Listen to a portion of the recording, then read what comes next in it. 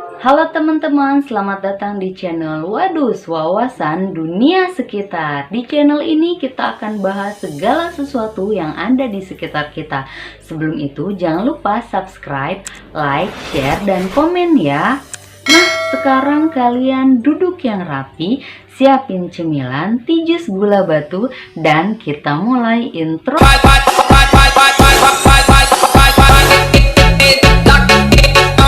Kali ini kita akan bahas sejarah salah satu kota yang ada di Provinsi Jawa Barat yang terkenal akan kesaktiannya, yaitu kota Cirebon.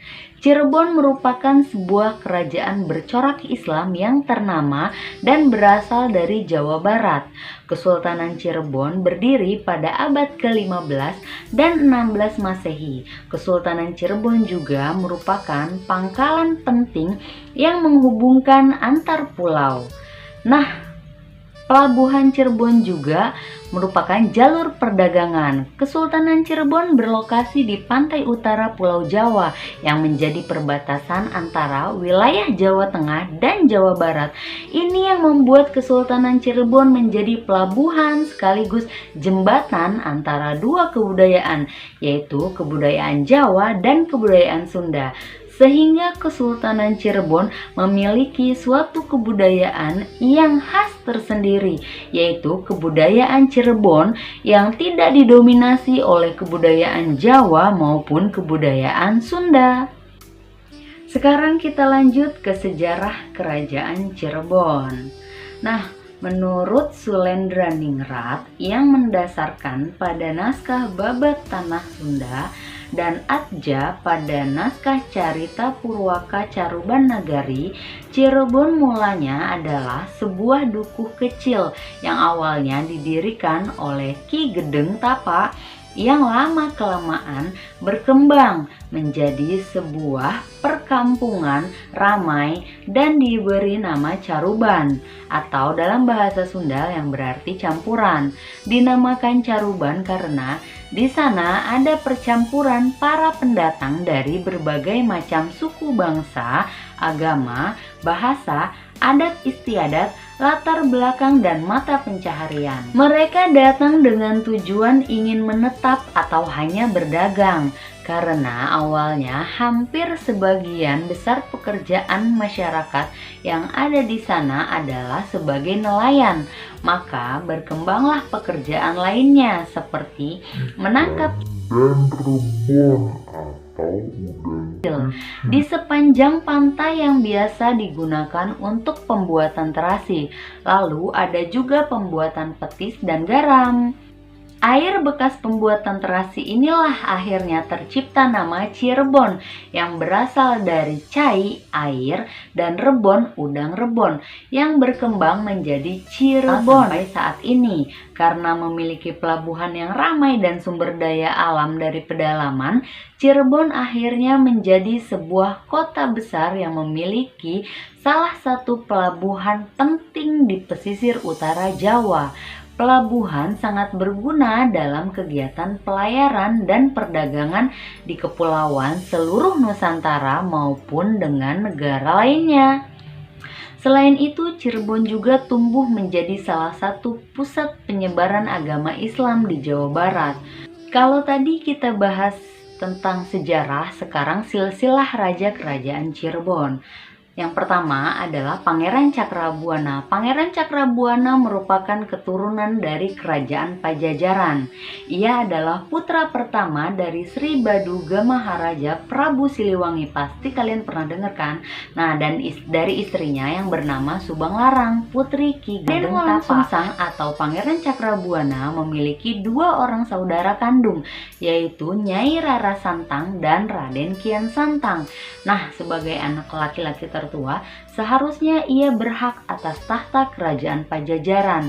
Namun karena ia memeluk agama Islam yang diturunkan oleh ibunya, posisi sebagai putra mahkota akhirnya digantikan oleh adiknya Prabu Surawisesa, anak laki-laki dari Prabu Siliwangi dan istri keduanya yaitu Nyai Cantring Manikmayang. Ini dikarenakan pada saat itu abad ke-16 ajaran agama mayoritas di kerajaan Pajajaran adalah Sunda Wiwitan atau agama leluhur orang Sunda.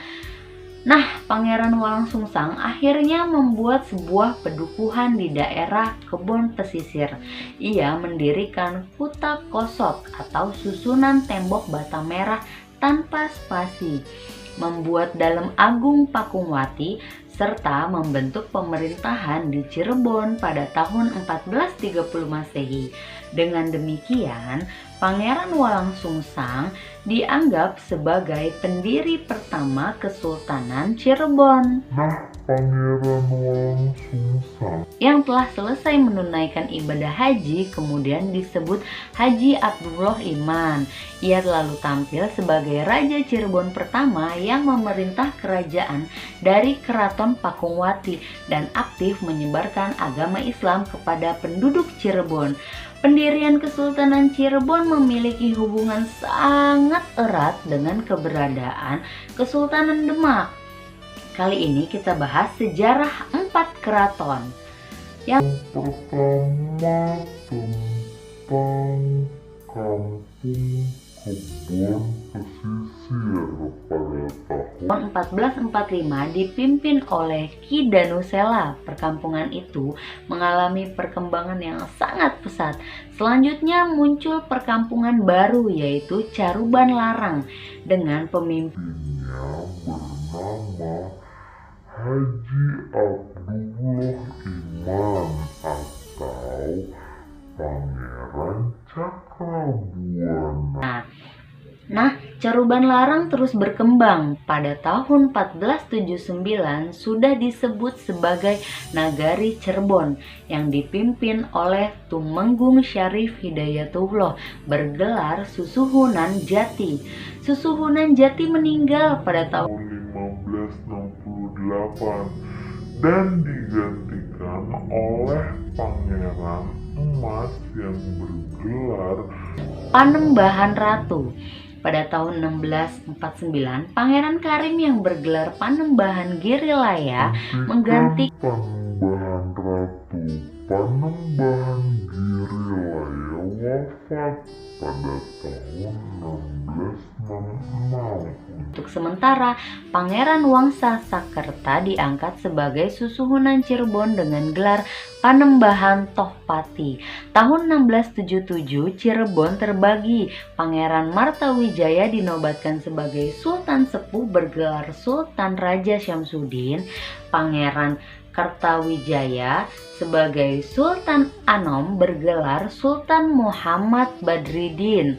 Nah, Sultan Sepuh menempati Keraton Pakungwati dan Sultan Anom membangun keraton di bekas rumah Pangeran Cakrabuana. Sedangkan Sultan Cirebon berkedudukan sebagai wakil Sultan Sepuh.